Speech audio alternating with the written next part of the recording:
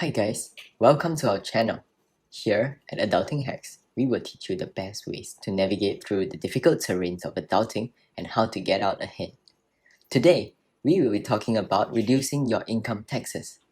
After we've started working, it suddenly seems like we have a lot more things to pay for, and that includes income taxes. Do you know that the government actually provides many ways to legally reduce your income tax?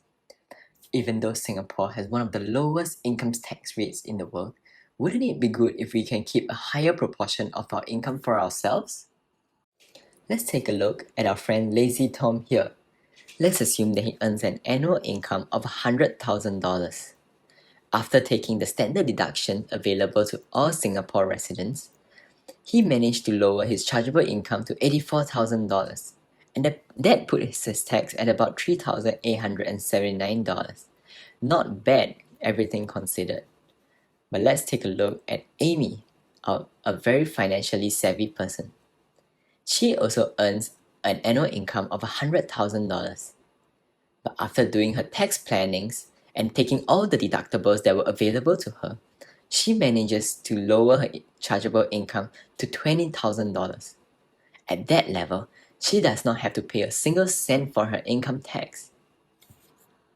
Singapore's income tax system follows a progressive tax structure which starts from as low as 0% to as high as 22%. However, how much you earn from your job is not your actual income that is subjected to taxes. There are many ways that the government come up with to allow you to lower your chargeable income, which may in turn lower the amount of tax you have to pay. And these are called tax reliefs or deductibles. When you fulfill a certain criteria that the government sets out, you can claim a certain amount of money that can reduce your chargeable income. These deductibles are meant to encourage socio-economic objectives such as filial piety, family formation, and advancement of skills.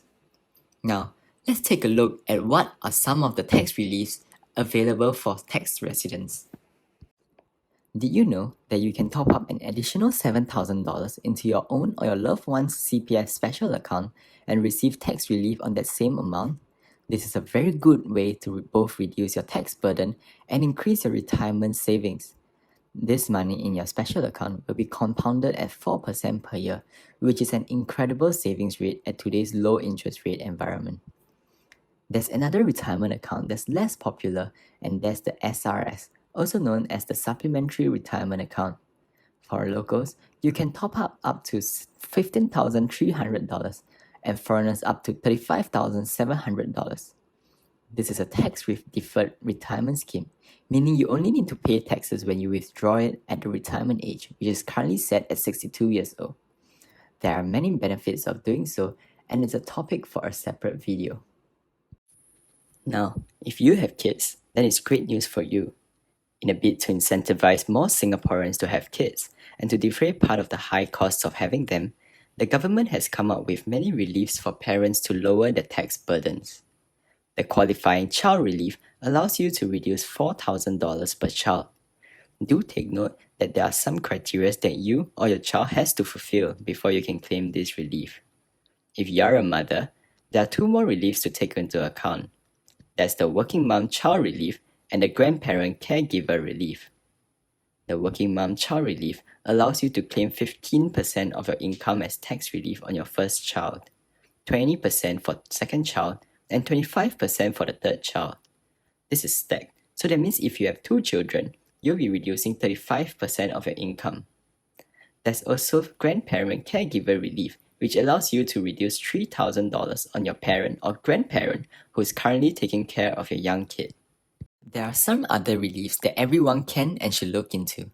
These are for very specific circumstances, and therefore we group them as other cases. Some examples are the Foreign Maid Levy Relief, which is applicable if you hire a domestic helper, the Handicapped Child Relief and Handicapped Sibling Relief if your loved ones are handicapped.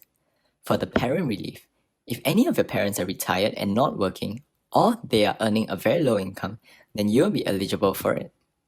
If you're staying with your parents, then you can deduct $9,000 off your income. If not, then it's $5,500. The number goes up to $14,000 and $10,000 respectively if the parent you're claiming on is handicapped.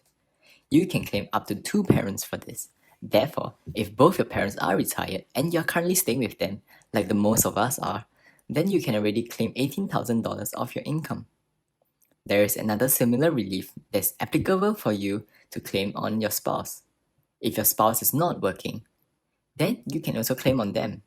The amount is slightly lower at $2,000 and increases to $5,500 if he or she is handicapped. Moving on, for those of you who are new to filing your taxes, here are some important timelines to take note of. If you're interested in topping up your retirement accounts or doing donations to reduce your chargeable income, you have to do it by the 31st of December this year. We highly recommend you do it a couple of weeks before then to prevent any delays. Usually in April the following year is when you need to file your income tax reliefs. You'll receive a letter asking you to visit IRAS website to state any reliefs that you wish to claim. Remember to do so. Once that's done, you'll receive a tax bill called the Notice of Assessment several months later. And that's all for filing and optimizing your income taxes. Doing your taxes doesn't have to be difficult, and it's really easy to reduce it if you do just a little bit of research, such as watching our video. If you like our video and content, consider subscribing to our channel or giving this video a thumbs up. We'll see you in our next video.